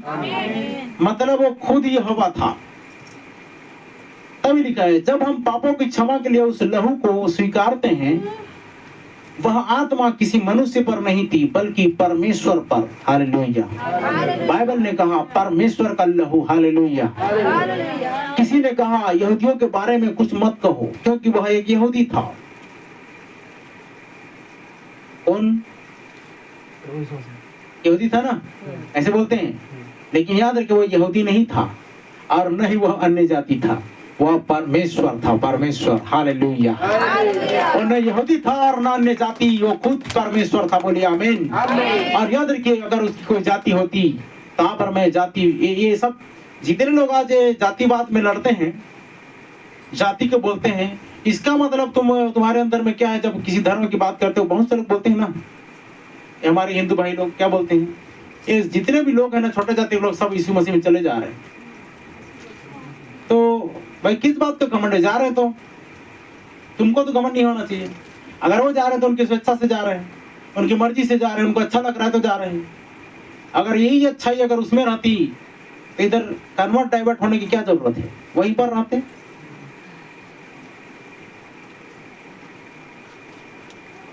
अब और देखते हैं, वह एक सृष्टि की हुआ लहू था, परमेश्वर ने उसे विशेष करके बनाया था, यह उसका अपना था और उस लहू के जरिए से हम इसे अपने क्षमा के रूप में स्वीकार करते हैं। बोलिए आमीन। क्योंकि वह हमारे लिए मृत्यु को मरा और लहू की कोशिका फूट निकली और वह उस पवित्र आत्मा को आजाद करता है ताकि हम पर वापस आए और अब आत्मा के रूप के जन्म के जरिए से हम परमेश्वर के पुत्र और पुत्रियां हैं। बोलिए आमीन। आत्मा को क्या करता है? शरीर के अंदर था ना, उस आत्मा को आजाद किया उसने, उस पर्दा को फाड़ा, उस चमड़े का जो पर्दा था, देखिए वो जो प्रतीक था आंगन में, अर्थात महायाजक के स्थान में, आंगन पवित्र स्थान और महापवित्र स्थान, वहां पर बकरों और खालों के बना हुआ चमड़े का पर्दा था। ऊपर से नीचे उस चमड़े के पर्दा को फाड़ा और वो बाहर आया।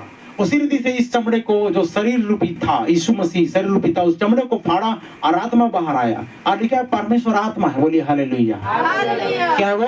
आत्मा है। सारे बोले हालेलुया। जोर से बोले हालेलुया। तो उसी चमड़े को फाड़ करके वो बाहर आया ताकि आप कर मेरे बीच में आ सके, आप कर मेरे अंदर आ सके। पवित्र आत्मा को उसने आजाद किया। तब वो जीवन जो परमेश्वर का है, जिसका कोई शुरुआत नहीं था, न ही कभी थी, उसका एक अंत होगा। यीशु मसीह में परमेश्वर के अनुग्रह के द्वारा जो जीवन मेरा और आपका है, उसका ना कोई आदि है और ना कोई अंत है। जो जीवन है वो आपका और मेरा आदि अंत है। हम जन्म लिए और मरेंगे, लेकिन जो जीवन है उसका कोई अंत नहीं है। बोलिए हालेलुया।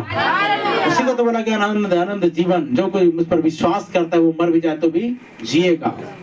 चलिए आगे जाते हैं। तब वो जीवन जो परमेश्वर का है, अब नरक में जलते हुए एक नरक में विश्वास करता हूं। बाइबल ऐसा कहती है, आग की झील, उसको क्या बोला जाती है? आग की झील। लेकिन यह ऐसा नहीं हो सकता है, यह अनंत नहीं हो सकता, यह अनंत नहीं हो सकता।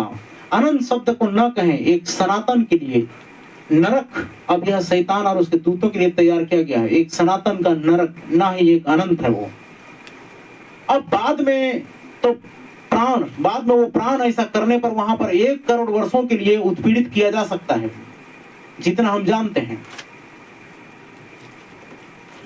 उसको दंडित किया जा सकता है। और हम ये नहीं जानते कि परमेश्वर की दृष्टि में सनातन कितना हो सकता है। सनातन इधर भी एक नाम है, सनातन काल बोलते हैं ना। मस्त सो रहे हैं जी एक सप्ताह से नहीं समझ। सनातन जो शब्द है वो कितना टाइम का है हम नहीं जानते। या 5 मिनट हो सकता है, या 10 लाख वर्ष, या 1 करोड़ वर्ष हो सकता है। लेकिन वहां एक समय आएगा जब उस प्राण का अंत होना है, उस प्राण का अंत होना है। देखिए जो नरक में जाएंगे उसका भी एक अंत होगा। वो नरक हमेशा जलता नहीं रहेगा। अनंत नरक नहीं बोला जा सकता उसको। शैतान और उसके दूतों के लिए तैयार की गई है नरक। और कितने साल तक पीड़ा दिया जाएगा, 1000 वर्ष का कैद लिखा हुआ है। और इसको थोड़ा सा विश्लेषण के द्वारा जान पाएंगे कि सचमुच में वो कितने समय का